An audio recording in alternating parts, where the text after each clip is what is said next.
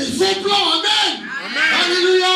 On va faire une affiche. Satan te donne des faux plans. Mais Dieu te donne des vrais plans du Seigneur. Alléluia. Je ne veux pas moi des faux plans de Satan là. Je ne veux pas de ces faux plans des gens du monde. Amen. Amen. Les vrais plans de Dieu pour ma vie. Amen. Alléluia. Ok, le culte est fini. On va tourner ensemble dans la parole du Seigneur. Amen. Avant de commencer, j'aimerais qu'on puisse prier ensemble, gloire à Dieu. Est-ce qu'on peut prendre soit notre Bible, on peut la prendre dans les mains parce qu'on va demander à ce que Dieu communique ses paroles dans notre cœur. On va lever ensemble la parole du Seigneur. On va prier, on va demander à Dieu de nous communiquer. C'est une graine, c'est une semence du Seigneur. On aimerait que sa parole soit établie sur notre cœur. Amen. Quel bonheur que je reçois plein de coups de téléphone maintenant des gens du voyage qui veulent que je les enseigne. Pourtant, ils sont dans des églises, mais ils ne sont pas nourris. Alléluia, gloire à Dieu. Alors, Seigneur, je te demande, éternel Jésus, de vraiment, Seigneur, nous ouvrir notre cœur ce matin, afin que ta parole puisse y trouver place, Seigneur. Prépare le terrain de notre cœur, Seigneur. On fait en sorte que notre cœur soit préparé, nettoyé, Seigneur, de toutes choses qu'il ne faut pas, afin que lorsque tu vas semer, Seigneur, cette semence sur notre cœur, qu'il puisse trouver place, donner du fruit en sa saison, Seigneur, selon la parole, selon le psaume 1, Seigneur, que si nous méditons ta parole jour et nuit, nous donnerons du fruit en notre saison, Seigneur. Je te demande de bénir l'enseignement, bénir la parole dans le nom puissant de Jésus. Et tout le peuple de Dieu crie Amen. Alléluia. Nous avons réellement un plan de Dieu. Et là où nous sommes ici en France, le Seigneur a commencé à me travailler. Il m'a dit, bon maintenant Joseph, ça y est, tu as prêché, tu as parlé de ce qui se passe avec les autres religions. Tu as parlé de ce qui se passe maintenant. J'ai une parole maintenant pour nous, les chrétiens. C'est que Dieu va nous utiliser en France. Amen. Alors on a entendu ça tout le temps. On a entendu ça, on a dit Amen, Amen, on dit Amen. Mais là vraiment c'est quelque chose d'exceptionnel. Parce que nous allons voir en fait que là où Dieu nous a appelés, qui est en France, là où Dieu nous a emmenés, c'est que Dieu a réellement un plan pour nous, le plan du Seigneur, et nous allons le lire ensemble. On va tourner un petit peu dans quelques chapitres, mais je vais donner le premier dans Genèse chapitre 41.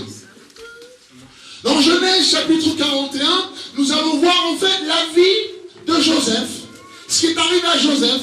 Je ne parle pas de moi, je parle juste de Joseph dans la Bible, mais il s'est passé quelque chose dans la parole du Seigneur, et j'aime prêcher à propos de Joseph, parce que c'est tellement bon, c'est tellement prophétique, mais c'est tellement réel, on peut l'appliquer dans notre vie, et puis je m'appelle Joseph aussi, et puis c'est bien, alors je prends toutes les bénédictions pour moi. Mais là nous allons voir la vie de Joseph. Joseph est un jeune qui avait 17 ans, et ce jeune a eu une vision. Il a commencé à avoir des rêves, des songes, et alors, c'est ça là. Là, j'ai la clé là. Ça, j'ai la clé ce matin.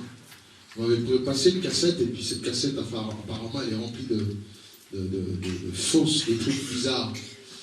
Et avec ça là, je peux vraiment... ton cousin, je peux vraiment, si je fais circuler ça là,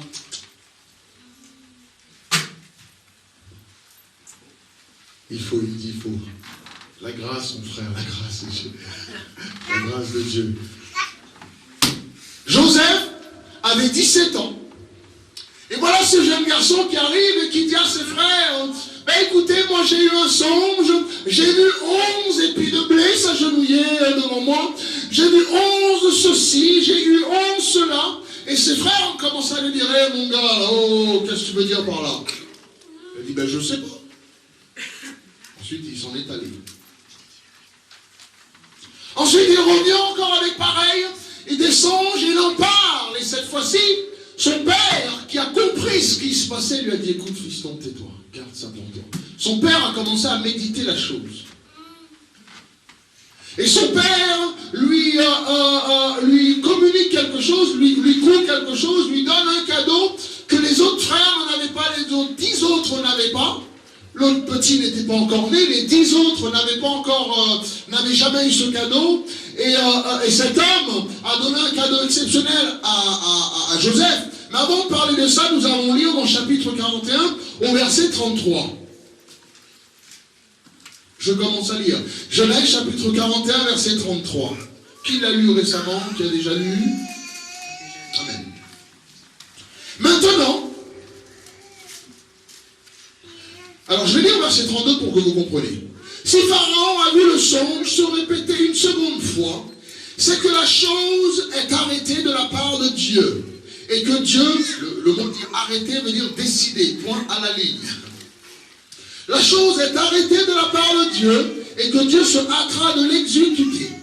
Verset 33. Maintenant que Pharaon choisisse un homme intelligent et sage et qu'il le mette à la tête du pays d'Égypte. Que Pharaon établisse des commissaires sur le pays pour lever 1/5 des récoltes de l'Égypte pendant les 7 années d'abondance. Qu'il rassemble tous les produits de ces bonnes années qui vont venir et qu'il fasse, sous l'autorité de Pharaon, des amas de blé, des approvisionnements dans les villes et qu'ils en aient la garde. Alors, voilà, nous sommes loin de l'histoire de ce petit jeune homme de 17 ans. Je recule en arrière pour vous expliquer un petit peu ce qui s'est passé. Joseph est venu.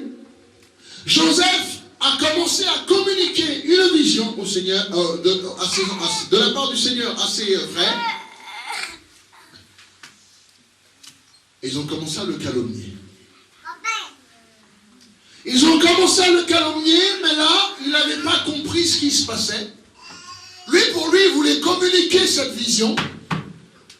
Mais ses frères n'ont pas voulu l'écouter. Et c'est même pas ça. Rien que la vision a commencé à susciter de la jalousie chez ses frères. On continue, je vais lire petit à petit. Lorsque nous commençons à communiquer les songes, les visions, et ce que Dieu nous donne, et notre objectif, et ce que nous désirons faire, et ce que nous aimerons faire, et nous commençons à le communiquer à nos proches, là nous voyons réellement ce que nos proches pensent. Ils vont commencer à nous appeler rêveurs. Ils vont commencer à nous appeler, mais arrête toi, qu'est-ce que tu veux dire? Arrête ceci, arrête cela. Je me rappelle quand j'étais enfant, je disais souvent que je veux faire ceci, je veux aller à l'école, je veux ceci, je veux cela. Et on rigolait en disant oui, mais qu'est-ce que toi tu vas accomplir ceci? Parce qu'il y avait déjà les grands qui étaient là. Moi j'étais perdu, donc on ne peut pas rêver plus grand que les grands. Nous ne sommes pas supposés avoir plus de rêves que les grands. Maintenant, je vais vous expliquer en fait la vie d'un homme. Je vais laisser un petit peu Joseph pour rentrer, pour vous parler de plusieurs hommes dans la Bible. Lorsque la faveur de Dieu était sur lui, des miracles se sont accomplis. Et d'une façon ou d'une autre, mes frères et sœurs, cherche pas à savoir si la faveur de Dieu est sur toi. Tu es l'enfant de Dieu, tu es chrétien, la faveur de Dieu est sur toi. Lorsque la faveur de Dieu est sur toi, peu importe ce que les gens disent, le plan de Dieu s'accomplira d'une façon ou d'une autre dans ta vie. Amen. Que tu prends un laps de temps, que ça vienne tout de suite ou dans quelques années, sache que la faveur de Dieu est sur ta vie. Et ne te pose jamais la question si tu peux accomplir quelque chose ou pas. Sache que le Seigneur a ses plans pour toi. Mais Dieu va nous parler d'une chose assez étonnante. Et nous allons comprendre quelque chose d'assez étonnant. Il faut le regarder dans la vie de Moïse, par exemple. Moïse était un enfant qui est né avec un plan. Dieu l'a fait naître avec un plan, mais pendant 40 ans, il a été élevé loin du plan de Dieu. Il était élevé dans la plus grande école, dans les plus grandes sociétés. Alors je vais vous parler un petit peu des Égyptiens aujourd'hui, parce que vous allez savoir qui sont les Égyptiens. Moïse a été élevé dans la famille égyptienne. Vous savez, tout de suite, ça m'a étonné. Pharaon a eu un songe. Il a vu qu'un libérateur était né. N'est-ce pas? Et lorsque le libérateur est né, Pharaon ne savait pas quel enfant c'était, il a commencé à tuer les enfants. Mais parce que le plan de Dieu était sur Moïse, Dieu a ramené l'enfant dans la propre maison de Pharaon. Pharaon continue à tuer les enfants quand l'enfant qu'il cherche est dans sa propre maison. Et ça m'a montré que même si... J'ai envie de courir là, Yaoul. Vous avez compris un petit peu ce qui se passe là? Même si l'ennemi veut t'égorger, veut te tuer, il peut faire plein de choses. Mais Dieu va utiliser celui-même qui veut te détruire pour te préserver. Sache que celui qui te haït te garde sur tes genoux. Sache que le problème te garde sur tes genoux. La difficulté te garde à prier. Amen. Les problèmes et les difficultés que tu traverses sont là à tes chemins pour permettre à ce que tu puisses rester à genoux. Amen. Le mot Anna, le terme Anne veut dire grâce, n'est-ce pas? Dieu nous donne la grâce. Alors je vais vous donner, je l'ai noté quelque part. Vous allez comprendre un petit quelque chose, c'est fabuleux. Vous allez comprendre, regardez. Le mot, il est où? Vous allez comprendre. Le mot Anne veut dire faveur. Quand tu appelles ton enfant Anne, ça veut dire faveur. Anna veut dire la faveur de Dieu. Amen. Et lorsque nous avons la faveur de Dieu, mais pour chaque chose, il y a ce contraire. Et le contraire de Anne, c'était qui?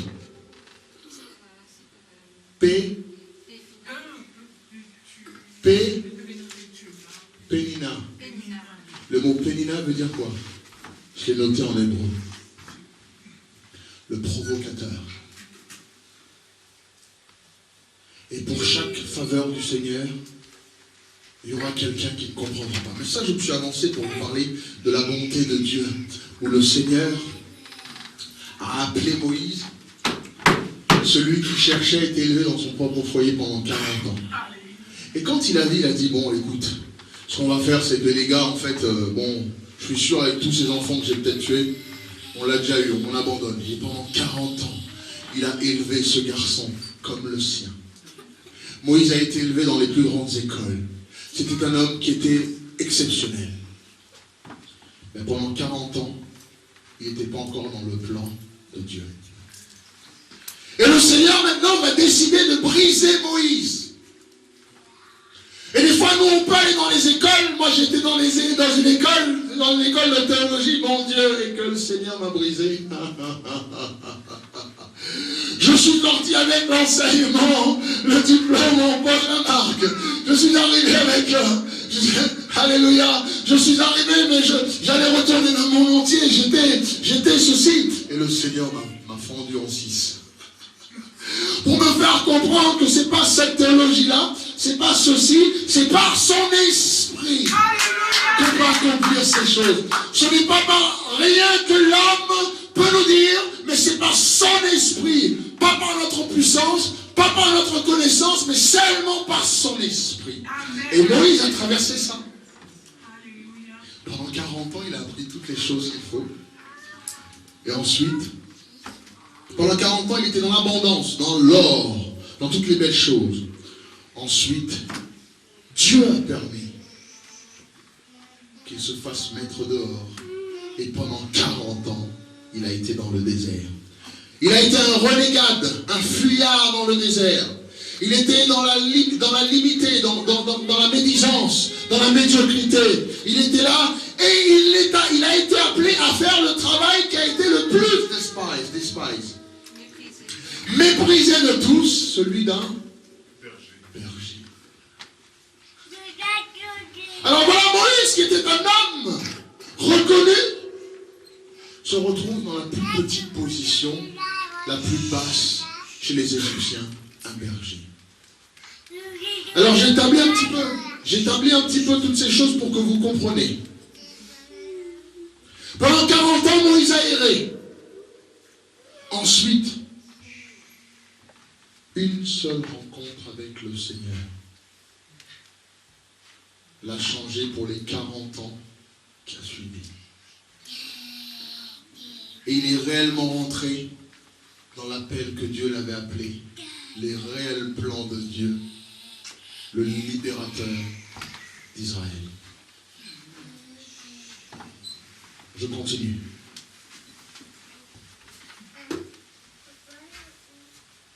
Une rencontre, Moïse a marché, il sortait les brebis de son beau-père. Pendant qu'il marchait dans le désert, tout de suite, premier miracle, Moïse, il s'est passé 6 choses. Dieu lui a proposé 6 choses en une seule rencontre. Dieu lui a dit 6 promesses, 6 bénédictions exceptionnelles en une seule rencontre. La première chose qui est arrivée à Moïse, c'est que pour la première fois, il a vu un miracle du Seigneur, c'est le buisson ardent. Et je pense que dans vos vies, ce matin, nous avons besoin l'un et l'autre de voir ce buisson ardent. Nous ne savons pas l'appel que nous avons.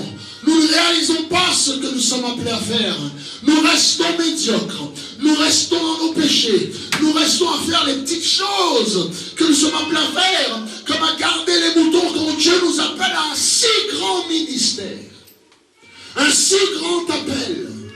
Et nous restons dans la bassesse que nous sommes, dans la petite chose que nous sommes. Quand Dieu, donc Moïse marchait, Moïse poussait les moutons avec son bâton. Mais oh, que Dieu avait un autre plan pour lui. On ne sait pas, Dieu peut-être t'a envoyé en France, t'as pas de papier, tu ne sais pas, t'as pas encore de maison, t'as pas de foyer, t'as pas de mari, t'as rien. Tu penses que t'es délaissé, que Dieu ne peut rien faire pour toi. Mais sache qu'il te faut a burning bush experience. Une expérience du buisson ardent. Une fois que tu as cette expérience, tu ne seras plus jamais le ou la même. Car c'est là où ton ministère va changer. Et cette expérience, tu peux l'acquérir. Tu sais où? Sur tes 2 genoux. On continue. Je ne vais pas trop m'exciter parce qu'il fait chaud. Je ne peux pas allumer la clim et puis, non, c'est pas vrai. Je vais m'exciter. Attends-moi. Ensuite, le deuxième miracle que Moïse va voir, c'est que le Seigneur va lui montrer un outil exceptionnel. Il a dit, comment puis-je aller? Voilà un homme qui n'était pas élevé dans la connaissance de Dieu, parce qu'il s'est dit, mais qui tu es? Qui dis-tu que tu es? Et lorsque je vais leur parler, qui est-ce que je vais dire qui m'a envoyé? Lui pensait que c'était un Dieu comme tous les autres. Il y en avait plein en Égypte. Ils avaient Isis, Osiris, Nephtalim, Tatati, Tatata, le dieu de chat, du poule, du crapaud. Parce que rappelle-toi, les 10 plaies sont chacune un dieu en Égypte.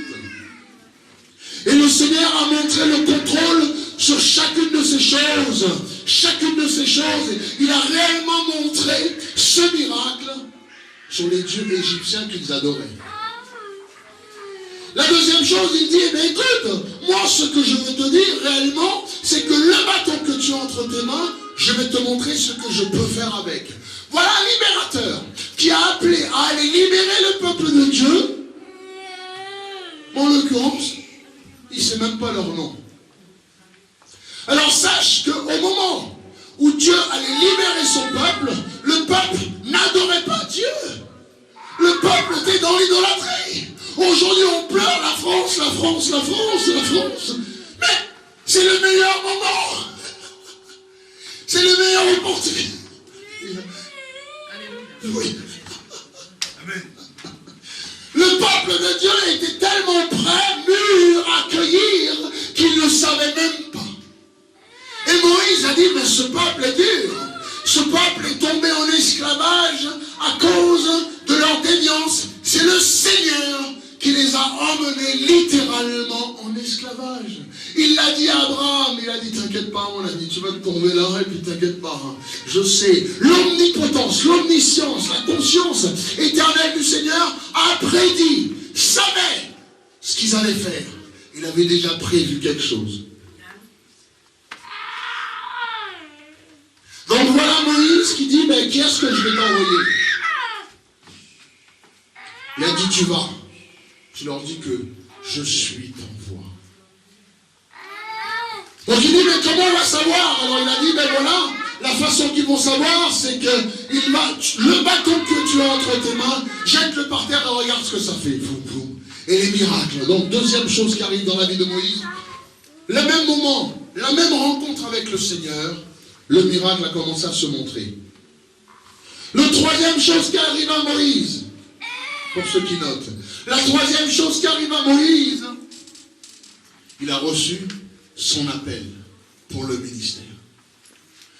Dieu a dit, je vais t'envoyer et tu vas ceci, tu vas prêcher, tu vas aller. Et l'auditoire de Moïse, le seul auditoire de Moïse, c'était Pharaon. Il avait nul autre que Pharaon. Sa mission était de rentrer en Égypte pour parler à Pharaon lui-même. Et Dieu a dit, je m'occupe du peuple. Ne t'inquiète pas. T'inquiète pas. Lorsqu'ils vont voir ça, tu vas et tu dis, laisse mon peuple aller adorer. J'ai laissé Joseph de côté là pour l'instant. Je te parle de Moïse. Il a reçu son appel. Quatrième chose. Après 40 ans, Moïse a été réconcilié avec sa famille. Donc, quel témoignage tout à l'heure. Parce qu'il avait quitté son frère, sa sœur, sa mère, peut-être était déjà décédée, ses cousins et sa famille. Dans sa fuite, il a laissé sa famille derrière. Et dans cette même expérience du buisson ardent, il a retrouvé sa famille. Il lui a dit, ne t'inquiète pas, Aaron t'attend. Oh, combien de fois, comme nous méditons, qu'est-ce qu'on sera bien dans le ministère avec notre frère? Qu'est-ce qu'on sera bien dans le ministère avec nos parents, nos cousins? Qu'est-ce qu'on serait bien de parler de l'évangile avec nos familles, de s'asseoir à table, de dîner, de ne pas chamailler, de ne pas avoir peur que l'autre se dispute avec l'autre et puis les problèmes de ceci, de cela. Mais qu'est-ce que ça sera beau de parler de Dieu ensemble avec les membres de sa famille. Et là, en une seule rencontre, Moïse l'a eu. Cinquième, Dieu venait de dire à Moïse que je vais te faire de toi un Dieu pour Pharaon. Il faut comprendre. L'Égyptien adore tout ce qu'il y a adoré. Ils avaient plein de dieux à l'époque. Pharaon avait tous ses dieux. Le dieu de la nuit, le dieu des ténèbres, le dieu ceci, Isis, Osiris, c'était hommes, femmes, enfants, mariés. C'est tout dans les hiéroglyphes ou dans toutes ces choses qu'on voit aujourd'hui. Hein. Ce sont des dieux. Et voilà que Dieu dit à Moïse, pendant 40 ans qu'il n'était rien, je vais faire de toi un Dieu pour cet homme. Ça ne veut pas dire que Moïse allait prendre la place de Dieu. Mais les choses qui allaient se passer à travers Moïse ne peuvent venir que de Dieu. Oh Seigneur, que leur cœur soit réceptif. Si vous comprenez ce que je vous dis ce matin, mon Dieu, si vous comprenez ce que je vous dis ce matin, vous verrez la bonté dans ces paroles. Toutes ces choses se sont passées en une seule rencontre. Ensuite, le sixième chose, c'est que Dieu a dit, je serai ta bouche. Tu n'as qu'à l'ouvrir, je parlerai. Voilà un homme pendant 40 ans qui a erré, j'imagine. Il a mendié, ben il a fui sans rien. Il avait soif, rappelle-toi. C'est là qu'il a rencontré Zéphora et les filles. Il était dans le désert, il ne connaissait plus personne. Voilà, en un instant, je leur dis de reculer peut-être de la porte, sinon ils n'ont qu'à monter ici, parler aussi. On va écouter ce qu'ils disent. Ils se mettent juste en bas de la porte pour discuter. Le peuple d'Israël était 400 ans esclave. Voilà 400 ans d'esclavage. Quel étonnement. Le mot Israël veut dire prince de Dieu. Isra, prince, El de Dieu. Les premiers esclaves étaient littéralement le peuple de Dieu. Aujourd'hui, Israël est dans sa position. Les premiers peuples à être fait esclaves, littéralement, a été les Hébreux. Esclaves dans un pays qui n'était pas les leurs. nous chrétiens, des fois nous nous trouvons dans des situations, dans des problèmes, dans des difficultés. Mais je suis là pour te dire que ces problèmes ne vont pas durer longtemps. 400, c'était ce qu'il fallait pour ce peuple, afin que ce peuple puisse comprendre. Toi, en combien de temps tu vas comprendre la leçon que Dieu te donne? 6 mois? 6 ans? 5 ans? 6 jours? Dépendant de la compréhension et comment tu comprends le test que Dieu te met, tu sortiras de ton problème. Sache, mon frère, ma soeur, que les problèmes ne durent pas éternellement. Le verset dit que même si tu pleures la nuit, tu pleures toutes les larmes de tes yeux la nuit, oh, que mais la joie vient le matin, à l'aurore. Ça ne dure pas longtemps, on continue. Il faut que je donne beaucoup de choses. Là. Je retourne à Joseph. Là, je te dis ce qui s'est passé en Égypte. Voilà un homme qui a galéré, qui n'avait pas d'objectivité, qui a fait des études, qui se retrouve sans rien. Combien ici en France a fait des études, qui n'ont pas de boulot, qui n'ont pas de ceci? Tu es peut-être venu dans ce pays en pensant trouver je ne sais pas quoi, pour que tu te retrouves avec je ne sais pas quoi. Et je ne sais, tu es sans rien. Et tu te dis, est-ce que je vais rester comme ça? Est-ce qu'il faut abandonner? Je pense que cela, tu es le candidat parfait pour Dieu. Et ce matin, je veux que tu saches que dans vos problèmes, dans vos difficultés, dans vos soucis, dans tout ce qui se passe, qu'elles soient financières, matérielles, physiques, tu es l'un des meilleurs candidats pour cette promotion. Nous allons parler d'une promotion tout à l'heure. Là. Oh mon Dieu, il est déjà midi un quart, Seigneur. Joseph a eu ses songes. Joseph a eu des songes. Le Seigneur a mis ce songe dans son cœur afin qu'il puisse vivre ses songes, commencer à le vivre. Tu sais, je vais te dire une chose, je rencontre trop de gens, pour ne pas dire trop de chrétiens, qui n'ont aucun rêve, qui n'ont aucun objectif, aucune chose dans la vie. C'est au jour le jour.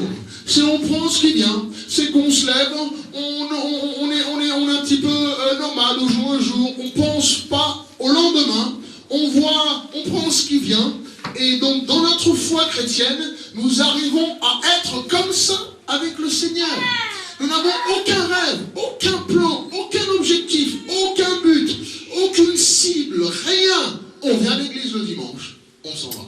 On vient à l'église le jeudi, le samedi, on rentre, on s'en va. Aucune objectivité, aucun plan. Mais je suis là pour te dire quand même, mon frère, que après une expérience avec le Seigneur, tu as besoin de rêver pour Dieu, d'avoir des plans. Ma question, c'est qu'est-ce que tu veux faire d'ici 5 ans? Où te vois-tu d'ici 5 ans avec le Seigneur? Où? Comment te vois-tu? Est-ce que tu vas toujours rester à lire simplement quelques versets? Ou est-ce que tu auras lu les paroles du Seigneur? Est-ce que tu sauras prier? Est-ce que tu sauras toucher, donner? Est-ce que tu sauras encourager? Moi, je connais des gens qui sont chrétiens, qui sont restés exactement au même niveau pendant 15, 20, 30, 40, toutes les années de chrétienté qu'ils sont, ils n'ont pas changé. Tu sais pourquoi? Parce qu'ils n'ont pas d'objectivité, ils n'ont pas de cible, ils n'ont pas de choses à viser. Je continue. Ses frères lui ont dit, écoute le blableur là, comment nous allons nous agenouiller devant toi? J'ai fait une grosse erreur, moi, quand je suis venu en France. C'est que je suis venu avec réellement un rêve. Réellement un rêve! C'est ce rêve-là qui m'a amené en France. J'avais pas 17 ans, j'avais 16 ans. Je venais à peine de rentrer dans cette église. Je rentrais dans cette église et puis j'ai donné ma vie au Seigneur et puis je suis devenu chrétien. Et immédiatement là, les premiers, je ne savais même pas ce que c'était, le premier rêve que j'ai eu. Je me suis vu dans Paris.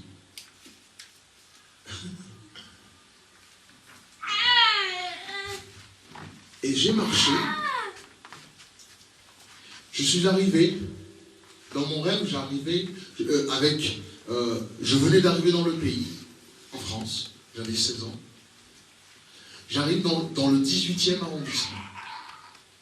Et quand j'arrive, je monte et je vois toute une foule, je vous ai partagé ça, mais je vois toute une foule de gens qui est dans le trottoir et qui regardent comme ça.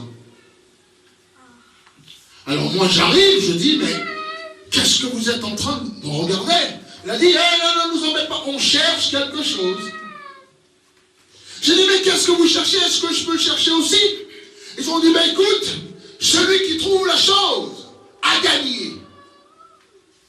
Alors moi je viens, je dis, est-ce que moi j'ai le droit?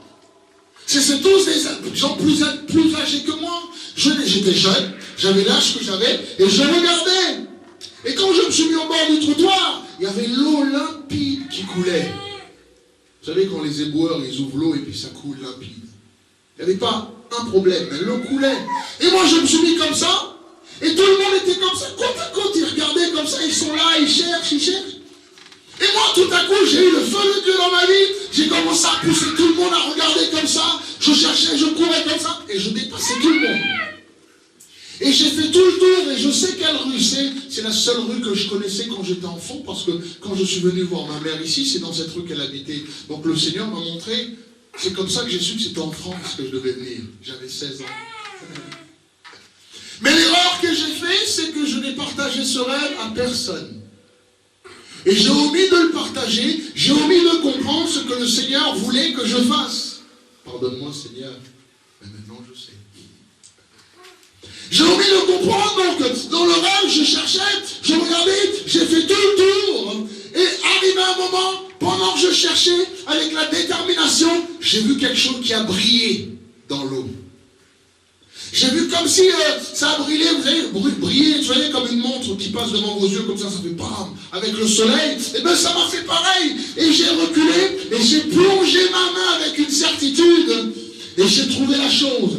Et je l'ai pris, j'ai dit, je l'ai trouvé, super, je l'ai trouvé. Et là, tout le monde s'est levé, ils ont dit, oh, c'est pas possible, il a trouvé, mais il vient d'arriver, lui. Et je l'ai pris. Et ce que c'était, comme je le dis souvent, c'était un truc de message.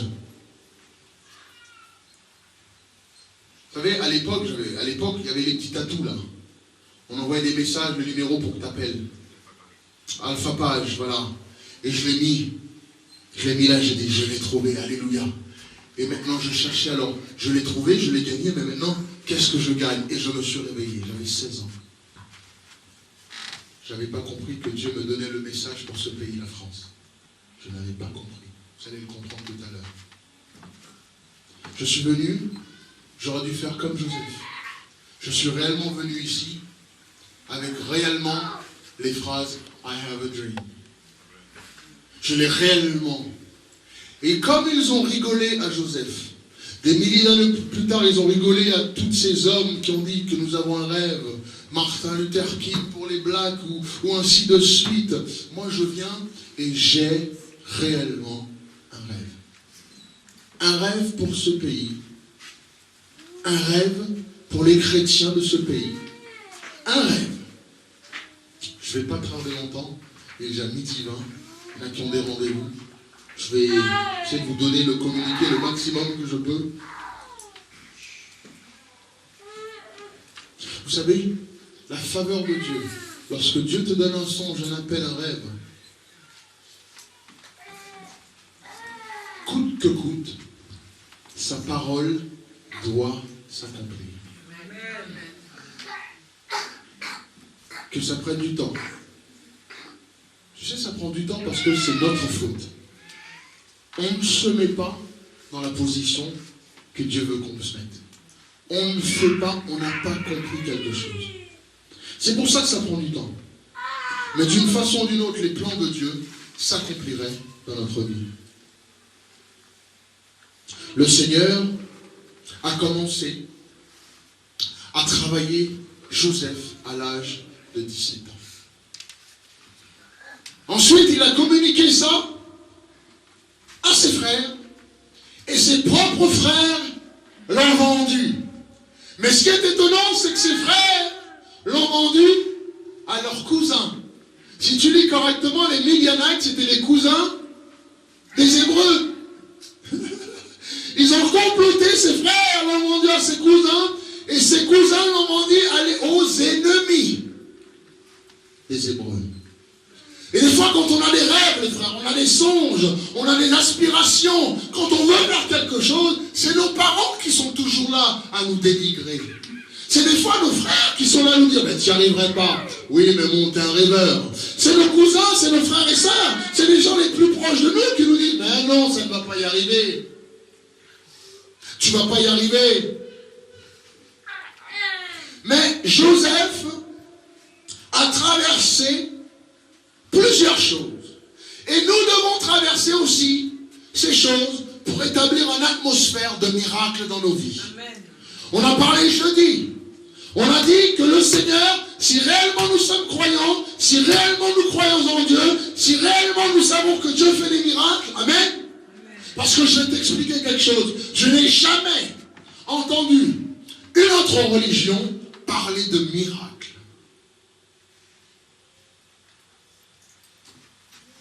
Analyse. Regarde, quelles sont les religions du monde qui parlent d'une expectation de miracle, ou seulement ils prient en espérant que Dieu fasse quelque chose. Il y a une grande différence quand tu sais dans ton cœur que ce dont tu demandes, Dieu l'accomplira. Non pas parce qu'il nous le doit, mais il a dit parce que nous sommes son ami. Il y a plusieurs choses qui s'est passées avant que Joseph eut son miracle. Il a été vendu par ses frères. Donc vous aussi, quand vous aurez des rêves, vous avez des objectivités, vous voulez accomplir pas mal de choses, vos familles vont vous dire, je vais me baptiser, maman. Oh, moi, je me rappelle ma mère qui est venue, j'étais chrétien, elle est venue, elle m'a dit, mais non, je suis célibataire encore, mais on va voir des filles dehors un peu. Fais-moi honneur. Mon père, oh, mais... arrête, dis-le. Ma mère, elle a dit, mais non, c'est une phase. Mais fils, non, ne dis pas que tu es homosexuel.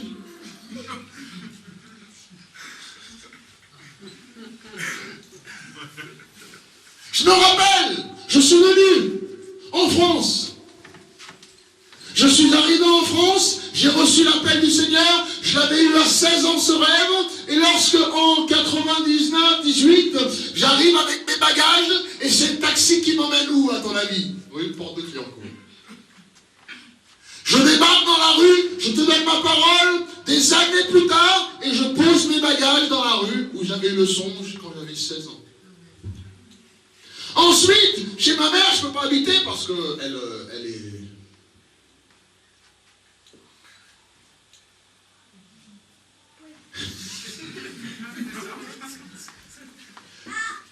J'en ai marre une fois.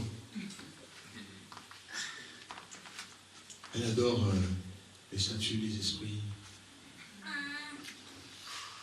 Elle adore... J'ai emmené Sabrina une fois. Qui d'autre j'ai emmené ici? L'astrologie, les signes, les mains, les magies, Je suis arrivé. 2-3 jours après, je suis parti. J'avais pas de maison en France. J'avais nulle part où aller. J'ai plié mes bagages, j'ai dit, s'il te plaît, est-ce que je peux laisser les bagages chez toi? Il m'a dit oui. Et je suis sorti, j'étais dans la France, sans bagages, sans rien. Oh, ça va. C'est bien. Je suis sorti, je ne savais pas où aller dormir. Et je rencontre quelqu'un que j'ai connu comme ça, il m'a dit, écoute, j'ai un grand appartement, veux-tu venir? Je t'offre le canapé. Ah, merci, moi. Et pendant que j'étais là, lui, c'était un chaud lapin, donc il y avait plein de filles chez lui. Et un soir, j'en ai eu assez parce qu'au bout de 3 mois chez lui, j'ai retrouvé plein de filles chez lui qui m'ont dit, mais dis-nous, t'es homo, point à la ligne. Ah bon? Je dis non, j'ai un appel du Seigneur, je suis envoyé de Dieu, je suis envoyé de Dieu, non. Mais écoute, tu es un garçon, tu es normalement constitué. Dis-nous, t'es homo. Et j'étais dans ce canapé-là et mon Dieu, il avait ses copines. Je sortais je devenais fou. Mais je savais que Dieu avait un appel sur ma vie. Et qu'à 16 ans, il me l'a montré. Je suis resté là. Je trouve un autre petit appartement. Voilà, maintenant j'habite boulevard des Batignolles. Dans une chambre de bonne, bien sûr. J'étais au 7e sans ascenseur. T'oublies le pain, tu manges pas de pain. Alléluia! Aujourd'hui, vous voyez, je roule en voiture, j'habite ceci, vous croyez que Dieu, mais on passe tous par là, mon Dieu. Hey, alléluia! Amen. On passe tous par ces galères. Amen.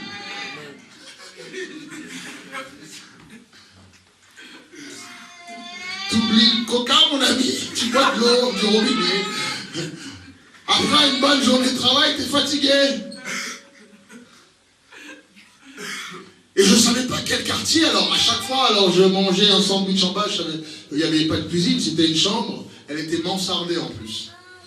Donc il y avait des coins que je ne pouvais pas aller. C'était sous le toit carrément. Je payais 2700 francs. C'était 9 mètres carrés. J'avais un petit clic-clac, et je m'asseyais sur le clic-clac, et mon pied il touchait l'autre mur. Et l'homme, il a fait un plan immobilier exceptionnel, c'est qu'il a pris plein de trucs et puis il les a mis comme ça, en petite chambre. Ça faisait, voilà, ça se fait la largeur là et puis le long comme ça. Et il louait ça 2700. Et lui, il habitait 16e, hein, les gens du 16e. Alors, et puis un jour, j'ai mangé comme ça, puis, alors, mes voisins, c'était des jeunes. Alors à gauche, c'était un couple homosexuel, 2 garçons. Puis à droite, c'était des célibataires, des jeunes mecs qui... Puis les murs, c'était en carton.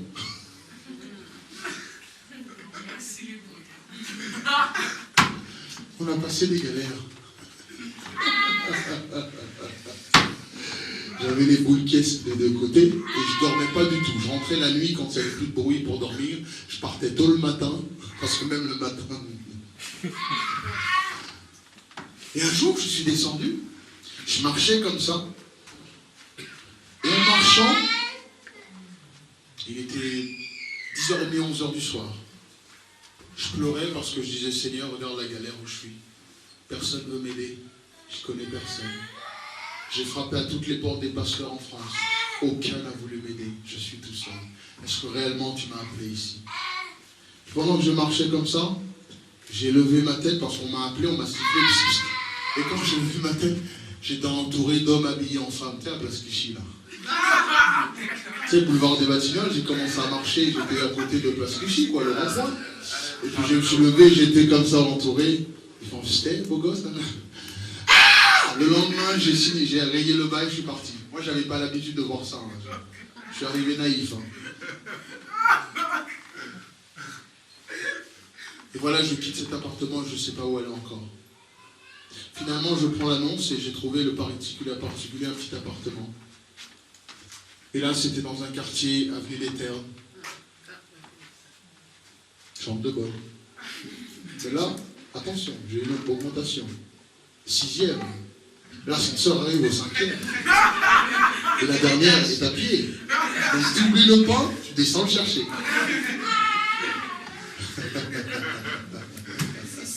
Alléluia. Amen.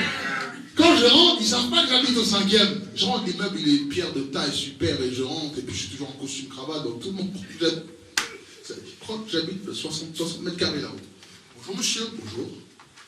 Je prends toujours l'ascenseur, il croit que j'habite au 5e. Et quand j'arrive, je regarde tout le monde et je monte. Alléluia. Et Dieu a vu, on a resté fidèles. Je vais te communiquer quelque chose. Premier point, avant qu'un miracle s'établisse dans ta vie, même tes propres familles, tes frères et sœurs vont te rejeter. Deuxième chose qui est arrivée dans la vie de Joseph, ils l'ont envié. Et quand on envie quelque chose, vous savez la différence entre la jalousie et l'envie? Qui le sait? Je le dis souvent, je l'enseigne. C'est ma définition, c'est pas théorique. Mais j'ai compris dans la Bible la différence. Parce qu'il y a la jalousie, il y a l'envie. Jalousie, tu as un manteau, ouais, je suis jaloux, je peux me le prendre, je vais me l'acheter. La jalousie. L'envie, c'est quand je ne peux pas l'avoir. Je l'envie quand même. Je pourrais tuer pour parce que je ne peux pas l'avoir. On envie quelqu'un pour sa femme, on envie quelqu'un pour sa voiture, on envie quelqu'un pour ceci, parce qu'on sait qu'on n'y arrive pas. On la raye. Et là, ils l'ont envié. Frères et sœurs, les gens vont envier vos rêves. Ils vont vous envier par rapport au plan de Dieu dans ta vie. Donc, n'aie pas peur de communiquer ton rêve. Et même s'ils t'envient, c'est parce que ce que tu as, eux ne l'ont pas eu de Dieu. Caïn a envié son frère et l'a tué. Parce que ce qu'Abel a reçu, lui ne le recevait pas. Les frères ont l'envié. Ils vont tout faire pour tout faire capoter. Mais si Dieu veut faire quelque chose, Satan ne peut pas stopper ce que Dieu veut dans ta vie. Aujourd'hui, nous sommes encouragés par Romains chapitre 8 qui nous dit la souffrance. Ce que nous traversons aujourd'hui, c'est Paul, regardez, Romains 8, verset 18.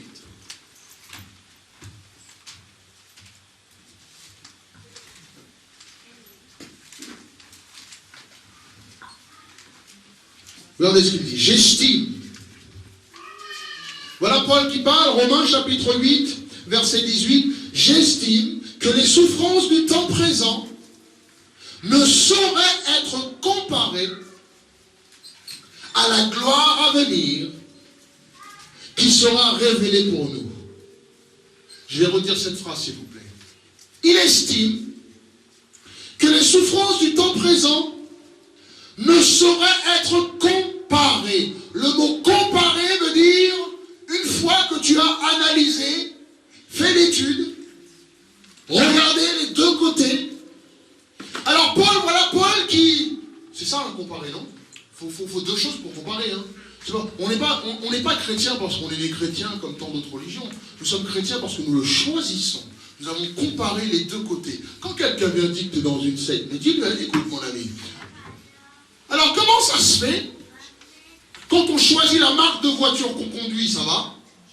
On choisit le café qu'on boit, ça va. On choisit les modes d'habillement qu'on voit, ça va. Mais dès qu'on choisit la religion qu'on veut, on est dans une secte. J'ai écouté le débat la dernière fois, comment ça se fait que la France sanctionne la guise de scientologie, ensuite présente le prêtre même de la scientologie, Tom Cruise, à leur télévision pour parler de la scientologie sans le sanctionner. À lui, ça va. On omet de voir tout ce qu'il fait. On omet de voir les dégâts qu'on fait. Moi, je trouve qu'ici en France, aux États-Unis, de toute façon, c'est une secte et ça parle. Hein. Mais ici, je trouve dommage qu'on ne parle pas des dégâts que ça fait quand même. Alors, des gens dans la rue peuvent s'arrêter avec vous, avec la petite brochure de tutoie, et puis vous parlez, et ils sont dans le métro, et tout va bien, tout est calme, tout est propre, tout est nickel. Mais nous avons honte, et dès qu'on arrive, on dit qu'on est chrétien. Oh, t'es pas dans une secte. On dirait que c'est plus cool de dire je suis homo. Là, ça passe. Ah, t'as des subventions pour ça. T'arrives à ta famille, tu dis maman, papa, je suis homo. Ah, ben, tip top. C'est cool. Maman, papa, je suis chrétien. Ah, oh, ma fille, ma pauvre fille. Qu'est-ce que tu m'as fait? Tu viens voir tes parents, tu dis maman, papa, je divorce. Écoute chérie, hein, si c'est bien pour toi. Maman, papa, je me baptise.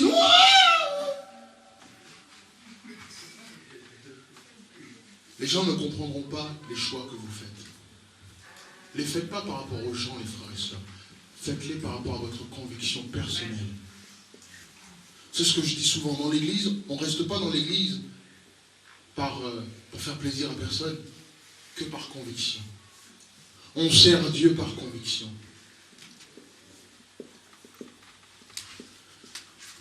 Troisième chose, avant que Joseph puisse voir une petite bénédiction, Ils ont volé son habit, ils l'ont déchiré. Ce que Dieu va te donner, le chant que Dieu va te donner, la joie que Dieu va te donner, la bénédiction, la louange que Dieu va te donner, les gens ils vont dire, oh là là, c'est quoi ça? Tu viens à l'église, tu dis, Alléluia! Ouais, ben, elles sont fortes.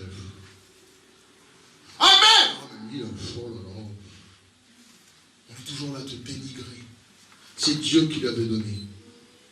Les gens qui sont supposés te protéger sont ceux qui vont t'exposer au pire. Aujourd'hui, je suis là pour vous dire ce que Dieu vous a donné.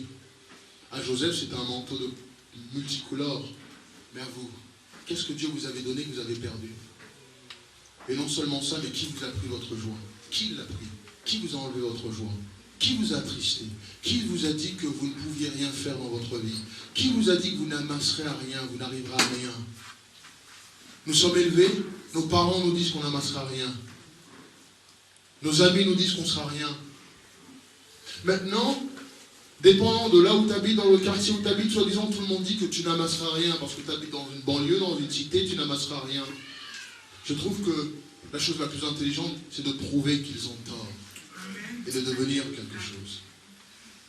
Et de devenir quelque chose. Dans ma famille, je me rappelle, je l'aime, je l'apprécie.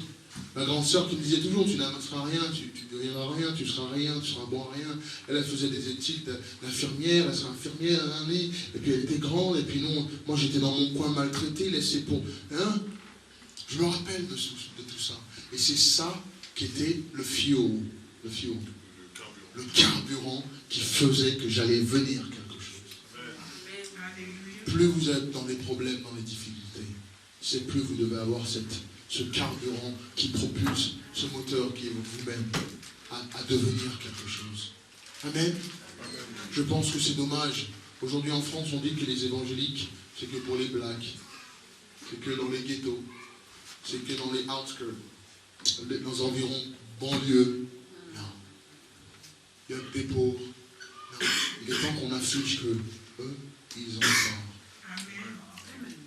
Parce que je vais te dire une chose. C'est soit ils ont tort, ou ils ont raison. À toi de choisir. Ils ont pris son rêve.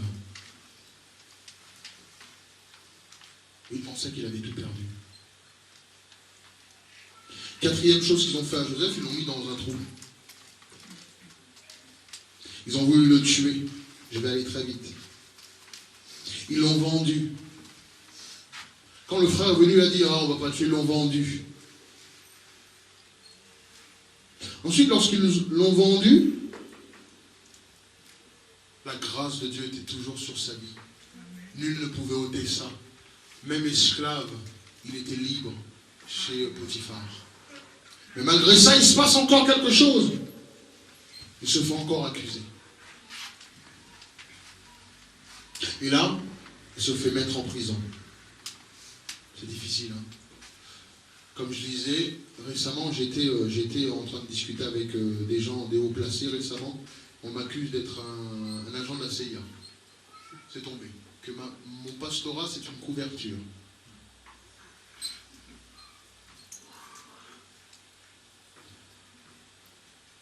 Donc la dernière fois, ils veulent tout essayer. Bon, c'est pas grave.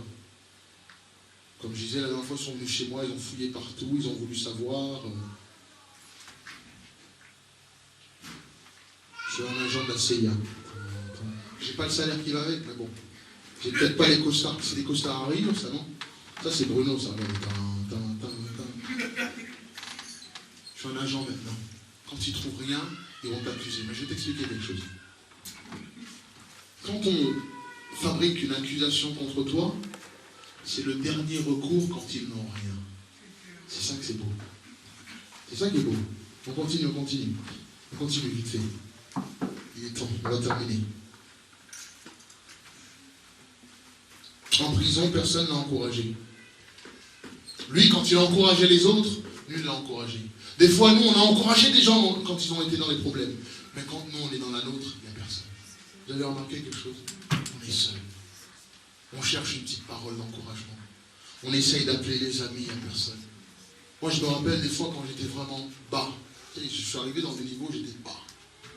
Et quand je suis bas comme ça, tu sais, je rentre dans la voiture, j'use pas un bidon d'essence, mais full tank, comment on appelle ça? Le réservoir. Je prends la 6 et je roule. Arrivé à la moitié, je sais qu'il faut que je roule parce que sinon je n'ai plus d'essence.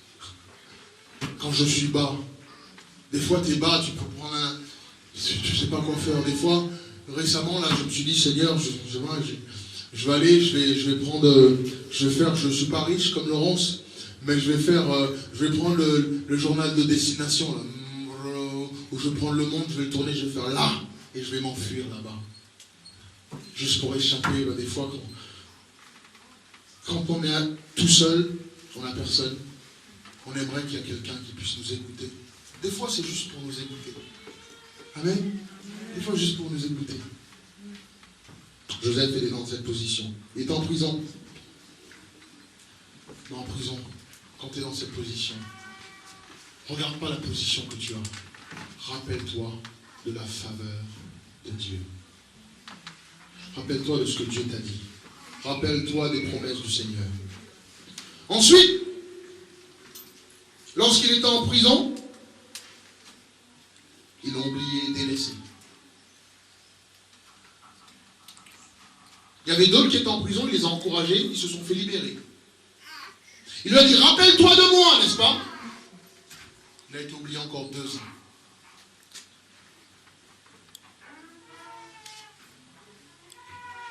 Des fois, on pense que la libération arrive. Des fois, on pense que finalement, on va s'en sortir, n'est-ce pas? Des fois, on pense finalement, c'est bon. Finalement, il a compris. Finalement, elle a compris. Finalement, c'est fini. Finalement, c'est bon. Et puis, c'est là encore, on rebelote. Mais je vais t'expliquer pourquoi, en fait. S'il serait sorti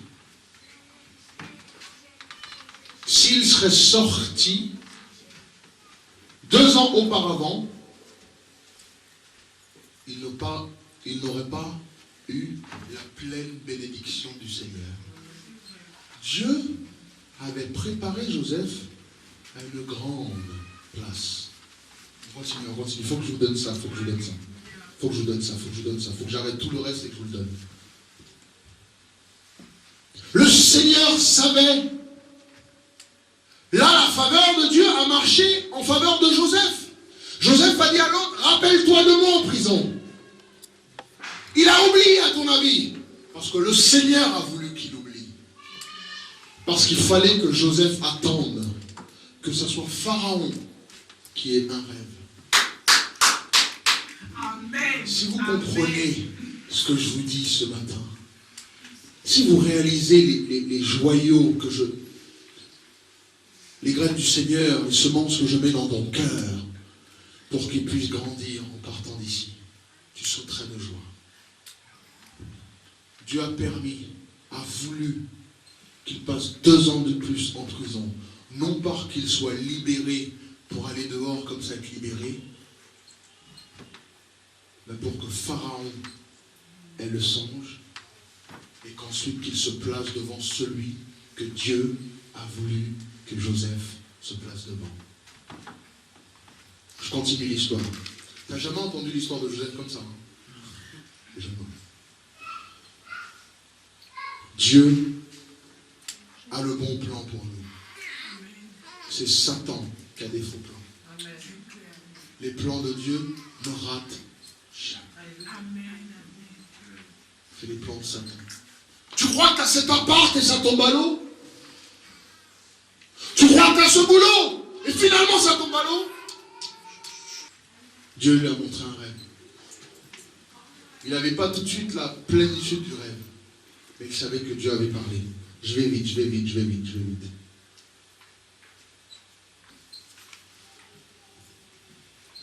Le temps, lorsque le temps de Dieu viendrait, le temps de Dieu, le timing de Dieu est quelque chose d'exceptionnel.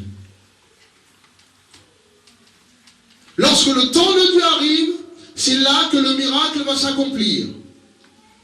2 ans plus tard, mais si Joseph avait été libéré 2 ans avant, eh bien il ne serait pas dans la place que Dieu avait pour lui. Dieu avait un plus grand plan, un meilleur plan. des fois, quand on rentre, c'est pas là, peut-être que Dieu a un plan pour toi, mais tu plonges, tu forces contre toute attente, contre le pasteur, contre ta famille. Tu te maries avec cette personne, après tu galères. Tu pleures après. Tu veux pas, contre toute attente, tu quittes ton boulot pour aller dans l'autre, et puis l'autre, il t'a pas accepté, et puis tu es sans boulot pendant un petit moment. Tu quittes ton appart sans ceci, tu fais des choses comme ça, tu n'attends pas le temps de Dieu, ben tu souffres. Donc c'est le temps parfait.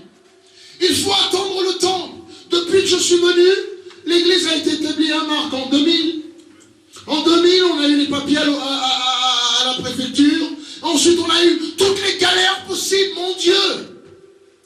Aujourd'hui, notre assemblée de l'église des nations devrait être quoi? 300, 400, 500. À la vitesse qu'on était à Paris, on avait notre petit local. Notre local qui faisait 3 fois ici, 4 fois ici.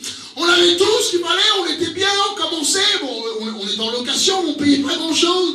On se préparait, on avait 300, 400. Et puis, les attaques ne sont venues que des chrétiens. Il n'y a pas une attaque de Satan qui a réussi contre le peuple de Dieu. Jamais. Que ceux des chrétiens. Satan, on sait comment se battre. Mais les frères et sœurs, on ne sait pas. On n'est pas né à combattre nos frères. On n'est pas né à se battre contre un pasteur. On n'est pas né comme ça.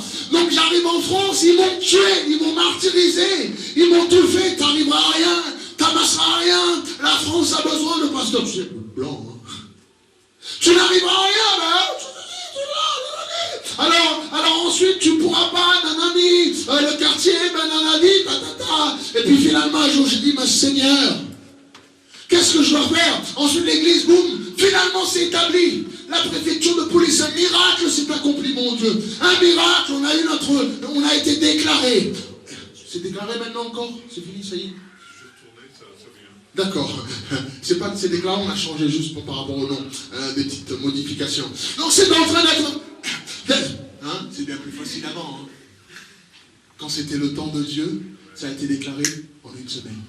Ce que prend des mois et des mois. Là, juste pour une rectification de nom, ça fait 2-3 mois.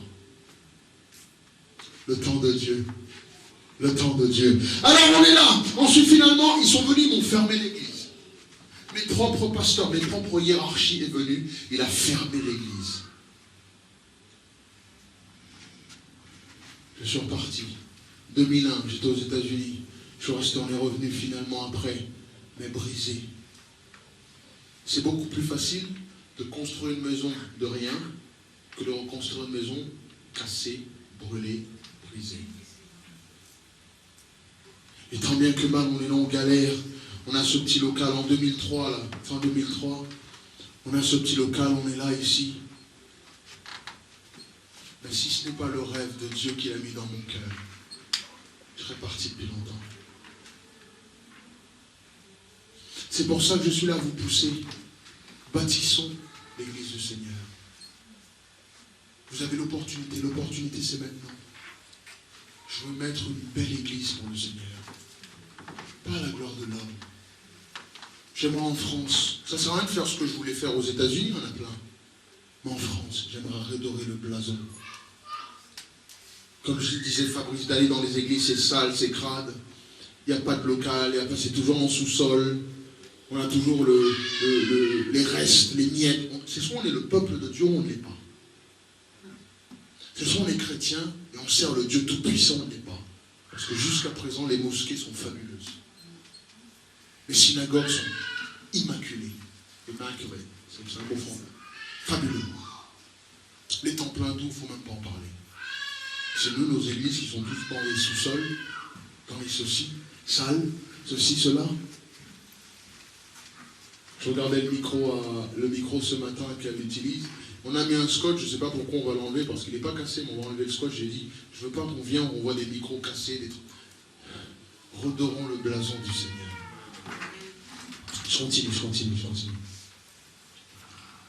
Donc Dieu nous a envoyés en France.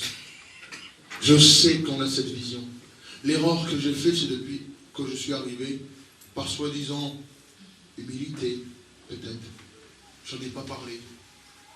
Je n'en ai jamais parlé à aucun pasteur. Là, je le dis haut et fort partout. J'ai un rêve pour Dieu. Et il y en a qui ne veulent pas y participer. Ça fait 2 semaines qu'on a appris qu'ils vendent leur local à côté, n'est-ce pas? J'ai sonné, j'ai appelé, j'ai frappé, j'ai tout fait. Il ne m'a jamais rappelé. Eux cherchent un petit lieu qui peut mettre 60 personnes. La salle peut contenir 800 personnes. Et ils ont pu tenir parce qu'il a loué pour tout ce qui est concerts, séminaires, ainsi à côté. Ils vont fermer. Au lieu de la passer la main à quelqu'un qui a un rêve. Je suis parti, ils ne veulent pas. C'est malheureux. Au lieu de voir un frère ou une église évoluer, grandir, on préfère la fermer. Comment peut-on prier ensuite? Je ne pense pas qu'on prie à Dieu, en tout cas. Moi, je ne pense pas, mais bon. Au moment précis, le Seigneur avait déjà dit que Pharaon allait avoir un rêve et que c'est à travers cette situation qu'il veut libérer le peuple. Joseph aurait pu faire tout ce qu'il voulait, demander tout ce qu'il voulait. Dieu avait dit ce temps-là, il fallait entendre ce temps-là. Et ça m'a beaucoup encouragé parce que je suis là pour dire, Seigneur, maintenant, je vais aller à fond et je sais que dans ton temps, ça va se faire automatiquement. As-tu remarqué des fois quand tu demandes une chose, ça se passe tout de suite? Tu pries pour quelque chose, c'est clic. Tu demandes une chose, des fois, ça se fait tout de suite parce que c'était le temps de... Tu as la faveur de Dieu sur ta vie, ça se passe tout de suite. Les problèmes, tu fais une demande, ça se passe. Tu vas à ceci, des fois, même... Amen. Mais des fois, hein, pour faire un bilan d'automobile, tu n'y arrives pas. Hein, pour faire une petite démarche de, tu n'y arrives pas. Ça bloque, tout bloque. T'envoies, la lettre, elle est perdue, nanana. Le temps de Dieu. Joseph a eu son rêve à 17 ans. Mais 13 ans plus tard, 13 ans de galère, 13 ans plus tard, le Seigneur a manifesté son appel. C'était le temps de Dieu. Aujourd'hui, je vais maintenant, la deuxième partie du culte, mais je ne vais pas continuer longtemps. Nous allons passer en mode prophétique. J'aimerais qu'on passe en mode prophétique. J'aimerais que tu ailles vers quelqu'un, parce que je vais prier un petit moment, on va s'asseoir. Mais j'aimerais que tu ailles prendre la main de quelqu'un, d'un frère ou d'une sœur. On ne va pas rire, mais prophétiquement, on va prier les uns pour les autres. Et ce qu'on va dire que c'est mon temps. Pas moi, à toi. Hein. Chacun les uns les autres. Tu le regardes, tu dis prie pour moi, car c'est mon temps.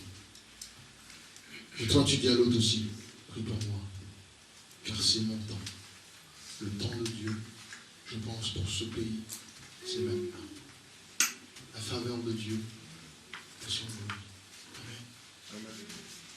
Est-ce qu'on peut se lever pour aller prendre la main d'un frère? On va faire ça pendant 1 minute, rapidement.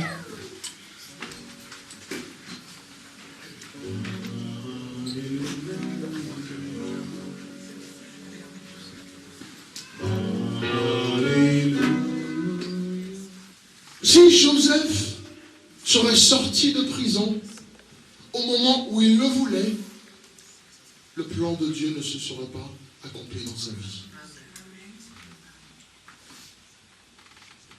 Lorsque Joseph finalement s'est présenté devant Pharaon, il a lu exactement ceci. Mon verset que je t'ai lu au commencement. Genèse chapitre 41, il dit, Pharaon, si Pharaon a vu le son se répéter une seconde fois, c'est que la chose est arrêtée de la part de Dieu et que Dieu va se hâter d'exécuter ce que tu as vu. C'est quelque chose d'exceptionnel que Pharaon a vu. Il a vu 7 vaches qui est tout maigre, enveloppées, avalées 7 grosses vaches. Donc c'est terrible. Il n'a pas compris. Voilà Joseph qui sort de prison 2 ans après et qui donne cette prophétie à Pharaon. Il dit, c'est mon verset que j'ai démarré, n'est-ce pas? Maintenant que Pharaon choisisse un homme intelligent. Est-ce que cet homme parlait de la part de Dieu ou pas, Joseph? Regarde ce qu'il a dit à Pharaon. Il ne savait pas que c'était lui. Quand Dieu t'appelle à un plan, des fois tu sais que Dieu a un plan pour toi, mais tu ne sais pas ce que Dieu va faire à travers ta vie. Et il faut que tu parles prophétiquement. Il faut que tu bénisses ton prochain. Va dans une église. Donne-toi 100%. Ne te donne pas 5% en te disant il y a peut-être une autre meilleure église.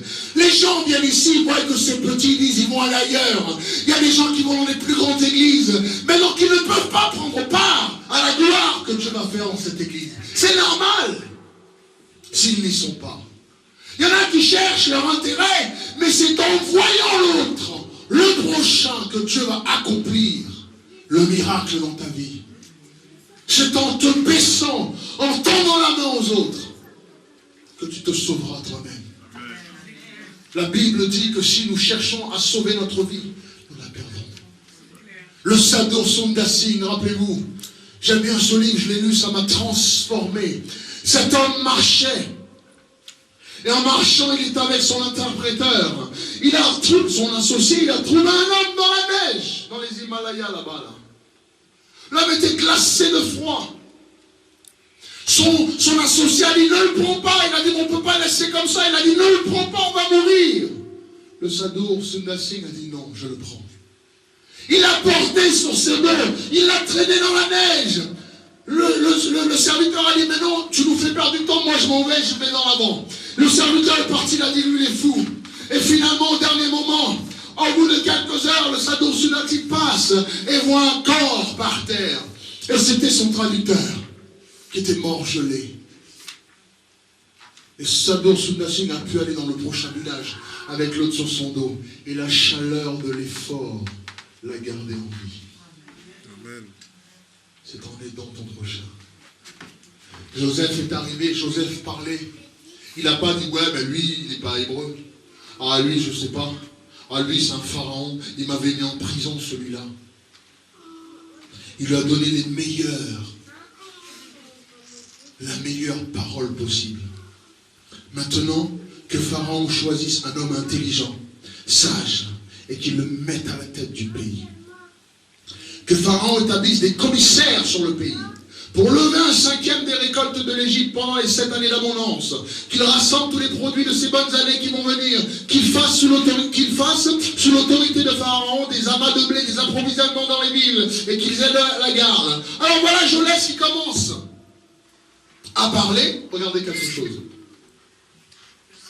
Mais avant que ça arrive, Pharaon, avant que Joseph ces versets-là, quelques versets derrière, Joseph était encore en prison.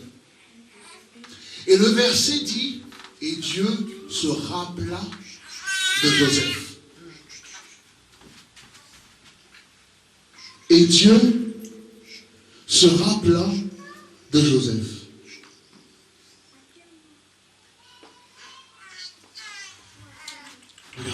Regardez. Et Dieu se rappela de Rachel.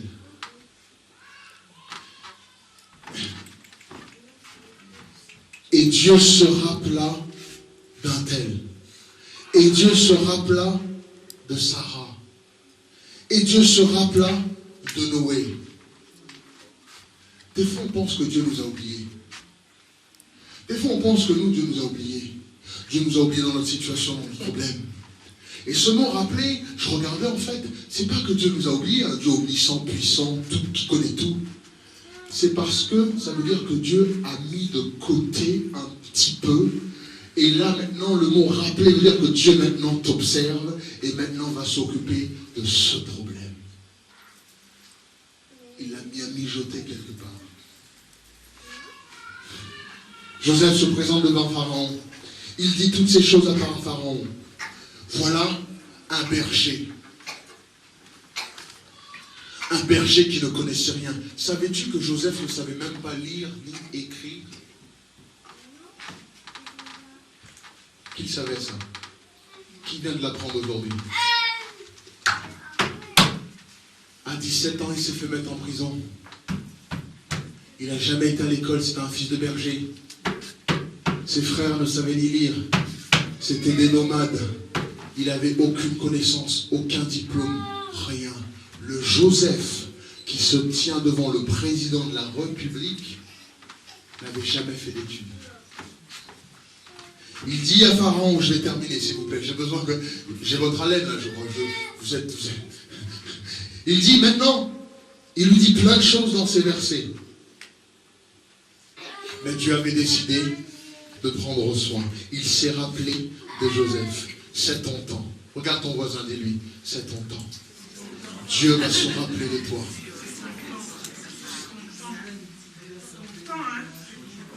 Pharaon, première chose qui est arrivée pour le miracle. Je vais donner encore une chose. Pharaon a envoyé chercher Joseph. 41 verset 14, Pharaon fit appeler Joseph. D'une extrémité à l'autre. Du plus pauvre des garçons. Le plus pauvre des bergers vient d'être appelé par la plus haute instance du pays, le président de la République. C'est toi qui penses que je ne pourrai jamais voir un président de la République. C'est toi, ta conception des choses, pas moi. Attention. C'est toi qui penses. C'est toi qui as cette opinion. Qui pense que on ne pourrait pas entendre, ton pasteur ne pourrait pas rencontrer des hauts fonctions, des gens de la haute fonction et ainsi de suite, jamais mettre le pied à l'Élysée, Matignon. C'est toi qui penses ces choses. Si Dieu l'a décidé, il s'accomplira. Je me prépare déjà. Rappelle-toi d'aujourd'hui. Le président, ton nom va être dans la bouche des hauts fonctionnaires. Je sais, je le prie sur ma vie. Très bientôt, Dieu va accomplir et mon nom sera. Mon nom sera. Sache-le. C'est la première fois aujourd'hui que tu vois que je suis aussi confident prophétiquement. Mon nom sera dans la bouche de fonctionnaires. Ça l'est déjà. Toi, on a chamboulé toi Argenteuil, non? On a chamboulé les maires, les préfets, c'est monté. T'inquiète pas, t'inquiète pas. Je continue vite fait, j'ai besoin de vous. Restez. Deuxième chose qui s'est arrivée, Joseph est sorti de prison. La libération. Je te dis au nom de Jésus, sors de ton problème aujourd'hui. Au nom de Jésus, sors. Sors de la prison financière. Sors de la prison physique. Sors de la prison, quel que soit le blocage que tu es fermé. Sors au nom de Jésus. Sors. Déclare-le par la foi. Problème, je te quitte. Problème, je te quitte. Ensuite, ce qui s'est passé, on a nettoyé Joseph. Verset 14. Pharaon fit appeler Joseph, on le fit sortir en hâte de prison. En hâte, parce que maintenant, le temps de Dieu allait s'accomplir, et c'était rapide. Allez, vite, vite, vite, on n'a plus le temps. Allez, Joseph, dépêche-toi en hâte, sors maintenant, le président de la République t'appelle. Et Joseph est sorti, et le verset dit maintenant, il le fit sortir en hâte de prison. Il se rasa, parce qu'il était maltraité en prison. Il te montre, des fois, nous, les problèmes nous maltraitent, mon Dieu. Les soucis nous maltraitent.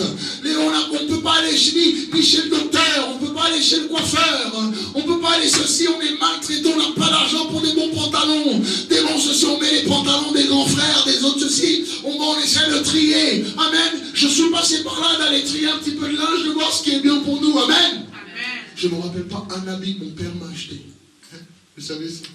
Et tout ce que j'ai, accounted for, comme on dit, militairement parlé, quand le soldat, quand le chef il vient, il dit, est-ce que tu as tous des habits? Tu fais yes, accounted for. Ça veut dire que tout ce que j'ai, je suis conscient, et c'est moi, par le Seigneur, qui les a payés.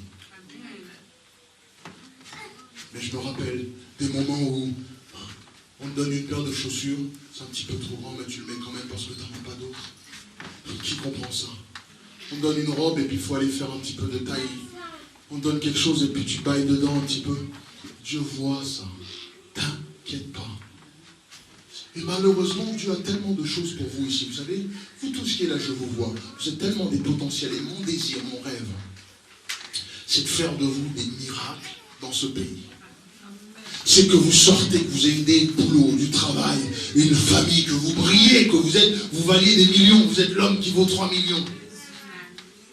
Je ne parle pas que financièrement. Je parle en gloire, en grâce, en beauté. Quand vous marchez dehors, que vous pouvez regarder les gens dignes. Amen.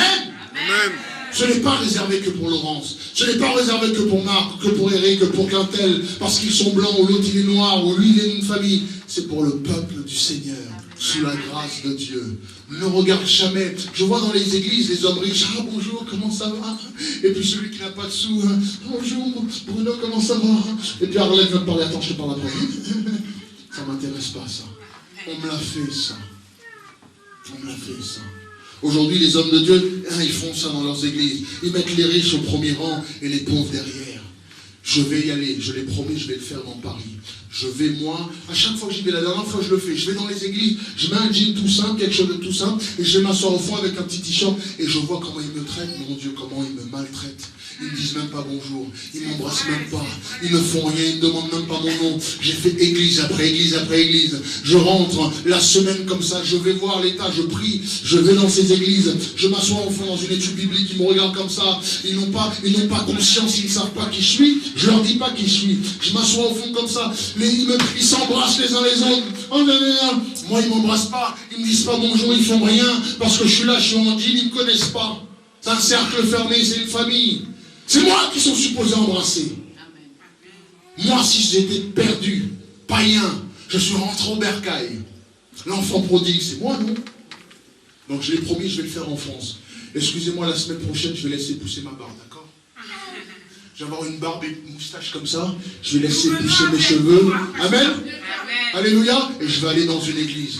Je vais déchirer mon pantalon. Pas celui-là, quand même. On va me tuer sinon. Je vais déchirer mon pantalon, je vais mettre un gros trou là. Je vais mettre un gros trou comme ça, je vais mettre une barbe de 2-3 jours, hein, bien comme ça, bien partout comme ça. Je vais mal me coiffer, je vais... Ah non, faut que je mette du déodorant. Je vais en mettre quand même, c'est chaud sinon. Je peux pas. Donc je mettrai du déodorant, hein. Au moins ça, pas de parfum. Pas de parfum, je mets ça, je mets un vieux chaussure, les baskets que je joue avec mon chien dehors, au ballon. Je vais le mettre et je vais rentrer dans une église. Et je vais prendre 3-4 personnes en fait. Et nous allons y aller et vous remarquerez la chose. Mais sache que ce que tu traverses, ce n'est que pour un temps. Joseph est arrivé, ensuite ils l'ont nettoyé, ils l'ont rasé, on changea ses vêtements. Et il se rendit vers Pharaon. 1 minute, en un instant, Moïse rencontre Dieu, en un instant, tous ces miracles se sont faits.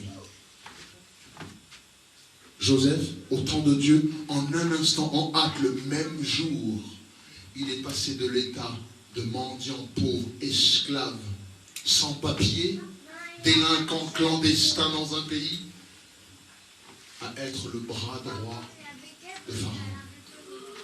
S'il serait sorti 2 ans auparavant, il n'aurait pas eu ça. Des fois, on veut sortir de notre problème. On cherche à sortir de notre problème nous-mêmes. On voit que la bénédiction est minime. Comme le prophète, il lui a dit, prends ces flèches, fais-le. Il n'a pris que quelques flèches. Et le prophète a dit, mon Dieu, si tu avais pris toutes les flèches, tu auras détruit toute la nation. Mais parce que tu n'as pris que 2-3 flèches, ce n'est que 2-3 quelque chose que tu feras. Tu aurais pu le faire. Manque de foi. Je continue, je termine. Ils ont nettoyé. Sache-le, mon frère, ma soeur, que Dieu va lui-même te raser. Lui-même te nettoyer. Lui-même. Ne regarde pas le peu que tu as. Regarde à la grandeur de notre Dieu. Regarde pas le problème que tu as. Regarde à la grandeur de notre Dieu. Ensuite, ils lui ont donné une chaîne. Ils l'ont nettoyé, ils l'ont donné un collier. Il était en prison, il dormait en prison. Maintenant, Pharaon lui a donné une grande maison. C'était quelqu'un, c'était un moins que rien. Mais je vais vous dévoiler quelque chose. Le premier poste de Premier ministre, c'est Joseph qui l'a eu. Je regardais ça ce matin, je disais, mais juste sous le roi, tout est en dessous. Il n'a pas autorité au-dessus du roi, mais le roi est tout en dessous, c'est sous Joseph. Et j'ai dit, c'est ça le poste de Premier ministre. Un clandestin qui n'avait pas de destinée, qui a fait 13 ans de prison, sans rien, il a été accusé, il a galéré. On lui a dit qu'il allait aboutir à rien. Ses frères l'ont dit, tu seras rien, tu seras un bon à rien, tu seras moins que rien. L'autre, il était plus costaud que lui. Des fois, on a une sœur qui est plus belle que nous, un frère qui est plus intelligent, un cousin qui est plus grand, et ça nous nargue, et nos parents nous disent, regarde, tu seras jamais, regarde, ton cousin, il est mieux que lui, ton frère, nanani, et puis ça nous dénigre, ça nous dénigre. Aux États-Unis, je vais rencontrer le président aux États-Unis de la République. Je t'en dirai des nouvelles. La dernière fois, j'ai appelé le bureau du maire Californie, Schwarzenegger. J'ai un confrère que tous les lundis, il prie avec le président Bush. Un pasteur que j'ai rencontré, qui fait partie de ma mission aux États-Unis. Et la prochaine voyage que je fais à Washington, Virginia, excusez-moi, je lui demanderai d'y aller. Je veux juste être là. C'est toi qui penses. Pourquoi? J'ai rien à faire aux États-Unis, je veux juste y aller. La dernière fois, j'ai dit, Seigneur, je veux rentrer au Crayon, c'est ça?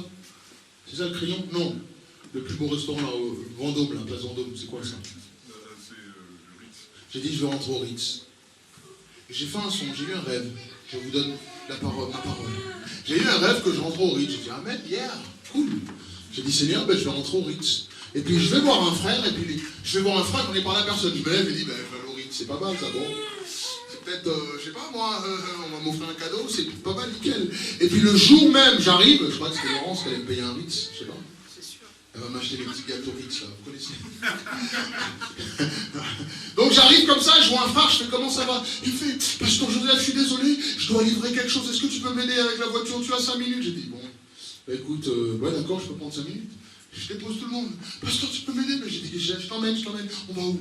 Il y a un client qui m'a appelé, je dois aller au Ritz. J'ai dit, ah bon? J'ai fait, allez, bon, j'ai tout le temps qu'il faut. Je suis parti au Ritz.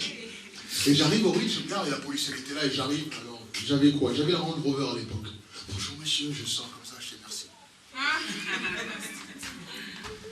Tu sais, je sors comme ça, et puis je sors, tu vois. Puis tout le monde me regarde, et puis c'est un truc militaire à côté, hein. Et ils me regardent comme ça, ils me font bonjour monsieur.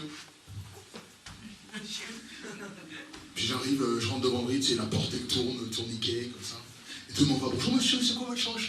Je dis, non, je suis avec monsieur. Et le frère il fait, oui, mais voilà, je suis le livreur, là, je livre ça. Je suis là pour livrer ce carton. Ah, vous êtes ensemble? J'ai fait, ouais, ne vous inquiétez pas. Et j'ai fait le tour du Ritz, j'ai piétiné le tapis où il y a Pénélope Cruz, ou je sais pas quoi, qui a piétiné, hein. Mitterrand, j'ai piétiné, bien piétiné, j'ai touché tous les murs, là. J'ai regardé leur carte postale, j'ai piétiné, et puis je suis sorti, j'avais pas envie d'aller dans les champs, je t'ai dit que j'allais juste au Ritz. Et que Dieu me l'avait promis. Amen. Dieu garde ses promesses. Hey, c'est Satan qui donne des faux plans. Dieu, c'est les bons plans qui donnent. Amen. Amen. Continue, cher Mickey. On va partir. Regardez, à l'époque, c'est fini là, je promets, c'est fini. À l'époque, le peuple égyptien était l'une des peuples les plus intelligents qu'il y avait. Une grande puissance.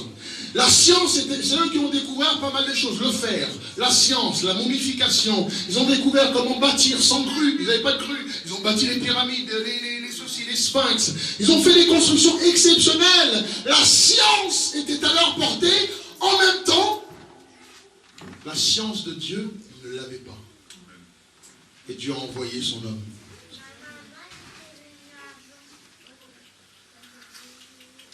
Je termine avec ça, les frères. On va se lever.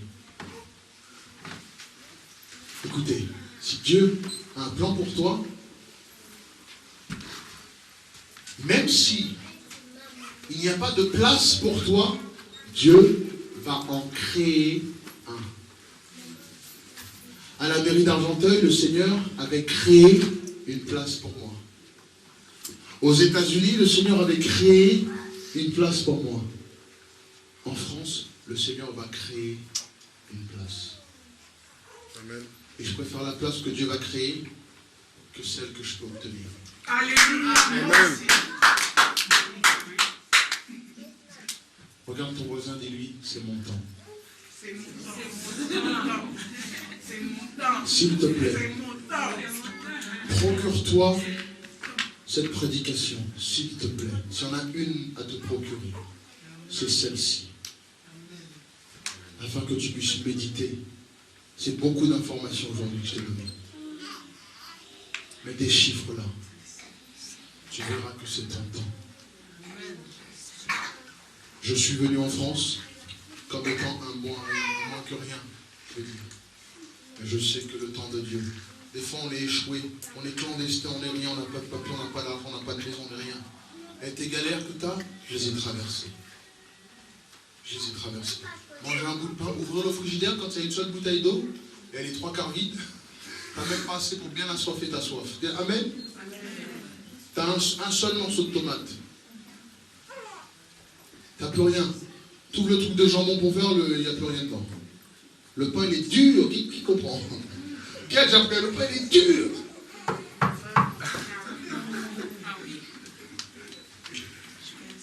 On va prier. Je t'invite à venir prier, lever ta main vers le Seigneur devant l'autel de Dieu. Afin que Dieu puisse te donner ta place.